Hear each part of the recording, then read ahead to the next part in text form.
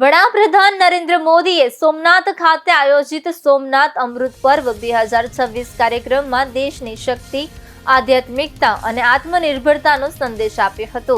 સોમનાથ મંદિરના પુનઃનિર્માણના 75 વર્ષ પૂર્ણ થવાના અવસરે યોજાયેલા કાર્યક્રમમાં મોદીએ હર હર મહાદેવના નાદ સાથે સંબોધન પૂર્ણ કર્યું હતું. પીએમ મોદીએ કહ્યું કે જ્યારે ભારતે પરમાણુ પરીક્ષણો કર્યા હતા ત્યારે દુનિયાની મોટી શક્તિઓએ ભારતને ઘેરવાનો પ્રયાસ કર્યો હતો.